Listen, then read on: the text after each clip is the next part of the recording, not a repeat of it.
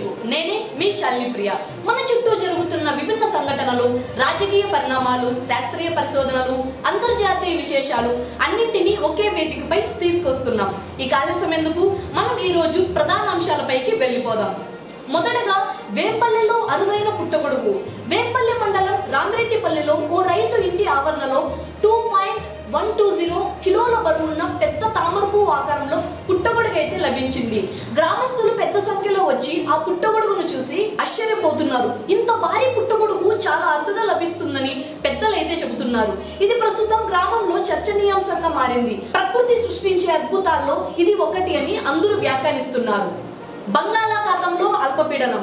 వాయువ్య పశ్చిమ మధ్య బంగాళాఖాతంలో మరో అల్పపీడనం ఏర్పడే అవకాశం ఉందని వాతావరణ శాఖ హెచ్చరిక. రాబోయే రోజుల్లో కోస్తా జిల్లాల్లో భారీ వర్షాలు కురిసే అవకాశం.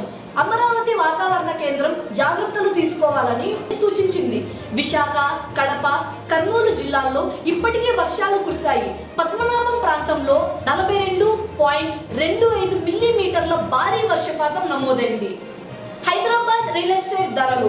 ఒకప్పుడు అందుబాటులో ఉన్న హైదరాబాద్ ఇళ్ల ధరలు ఇప్పుడు ఆకాశాన్ని తాకుతున్నాయి. ఎన్సీఆర్ తర్వాత దేశంలో రెండవ అత్యంత ఖరీదైన నగరంగా హైదరాబాద్ అవతరించింది. 3 కోట్లకు పైగా ఉన్న లగ్జరీ ఫ్లాట్లు అమ్మకాలలో 3వ వంతు వాటానైతే సాధించాయి. ఒక ఏడాదిలోనే సగటు ఇళ్ల ధరలు 20 లక్షలు పెరిగాయి. అందుబాటు గృహాలు దాదాపు కనుమరుగైపోయాయి. సరోగసి కుంభకోణం. హైదరాబాద్ లోని సృష్టి ఫెర్టిలిటీ సెంటర్ సరోగసి పేరుతో భారీ మోసం చేసిన విషయం వెలుగులోకి అయితే వచ్చింది. ముఖ్య నిందితురాలు డాక్టర్ నమ్రతపై పోలీసులు కీలక సాక్ష్యాలైతే సేకరించారు. ఆమెతో పాటు ఇప్పటి వరకు 25 మంది అరెస్ట్ అయ్యారు. దంపతుల బలహీనతను ఉపయోగించుకొని కోట్ల రూపాయలు దోచుకుంటున్నట్లు ఆరోపణలు. ప్రస్తుతం ఈ కేసు రాష్ట్ర వ్యాప్తంగా సంచలనంగా మారింది. ధర్మవరం ఉగ్రవాది అరెస్ట్. పాకిస్తాన్ ఉగ్రవాద సంస్థలతో సంబంధం ఉన్న నూర్ మహమ్మద్ ను పోలీసులు ధర్మవరంలో అదుపులోకి తీసుకున్నారు.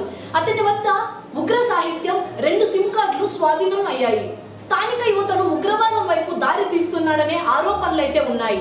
పోలీసులు సోదాల్లో అనేక ఆధారాలను కనుగొన్నారు. ప్రస్తుతం విచారణ కొనసాగుతోంది. బెంగళూరు మెట్రోలో లగేజీ ఫీజు వివాదం. దేశంలోని ఖరీదైన మెట్రోగా పేరుగాంచిన బెంగళూరు మెట్రో మరోసారి వివాదంలో ప్రయాణికులకు అదనపు లగేజీ ఫీజు విధించడంతో అసహనం వ్యక్తమవుతోంది. ఒక ప్రయాణికుడు ఎక్స్ లో తన అసంతృప్తి వ్యక్తం చేశారు. ఈ పోస్టు సోషల్ మీడియాలో పెద్ద చర్చకు దారితీసింది. కొందరు సమర్థిస్తుండగా మరికొందరు వ్యతిరేకిస్తున్నారు. కోజికోడ్లో అరుదైన వ్యాధి. కేరళలోని కోజికోడ్లో 9 ఏళ్ల బాలిక అమీబిక్ ఎన్కెఫెలిటిస్ వ్యాధితో మరణించింది. కలుషిత నీటిలో ఉండే అమీబా కారణంగా ఈ వ్యాధి వస్తుందని వైద్యులైతే తెలిపారు. ఇప్పటికే జిల్లాల్లో ఈ వ్యాధికి 4 కేసులు నమోదయ్యాయి. ఆమె ఇంటి పరిసరాలను అధికారులైతే పరిశీలిస్తున్నారు. ప్రజలు జాగ్రత్తలు తీసుకోవాలని సూచిస్తున్నారు. సూర్యుడు ప్రభావం మరియు రక్తపోటు. వాషింగ్టన్. సూర్యుడు ప్రభావం మన బీపీని పెంచుతుందని శాస్త్రవేత్తల తాజా అధ్యయనం అయితే చెబుతోంది. సౌర తుఫాను వల్ల భూ అయస్కాంత వలయంలో మార్పులు వస్తాయని గుర్తించారు. ప్రత్యేకంగా మహిళల రక్తపోటు పెరుగుతున్నట్లు ఆధారాలైతే లభించాయి. ఈ ప్రభావం ఎంత ప్రమాదకరమో ఇంకా పరిశోధన కొనసాగుతోంది. ఇది వైద్య రంగంలో కొత్త ఆవిష్కరణగా మారింది. సియాటిల్లో భారత త్రివర్ణం. భారత స్వాతంత్ర దినోత్సవం సందర్భంగా సియాటిల్ స్పేస్ నీడిల్ టవర్ పై త్రివర్ణ పతాకం అయితే ఎగురవేశారు. అమెరికాలో ఈ టవర్ పై విదేశీ జెండా ఎగరడం ఇదే తొలిసారి. Consul general Prakash Gupta, Seattle mayor Bruce Harrell పాల్గొన్నారు. ప్రవాస భారతీయులు పెద్ద సంఖ్యలో హాజరయ్యారు. ఈ చారిత్రక ఘట్టం ఇప్పుడు సోషల్ మీడియాలో తెగ వైరల్ అవుతోంది. Divya Deshmukh chess tourney. భారత యువ chess player Divya Deshmukh Swiss grand టోర్నీలో పోటీ పడనుంది. ప్రపంచ కప్ విజయం తర్వాత ఆమెపై విశ్వాసం అయితే పెరిగింది. గుకేష్, ప్రజ్ఞానంద, విదిత్ వంటి టాప్ ప్లేయర్లు కూడా పాల్గొంటున్నారు. మహిళా విభాగంలో కోనేరు హంపి, వైశాలి పోటీలో అయితే ఉన్నారు. మహిళలు పురుషులతో పోటీ పడాలని నిపుణులైతే సూచిస్తున్నారు. ఈ రోజు మనతో కలిసి రన్ టీవీ తెలుగు వార్తలు వీక్షించినందుకు ధన్యవాదాలు.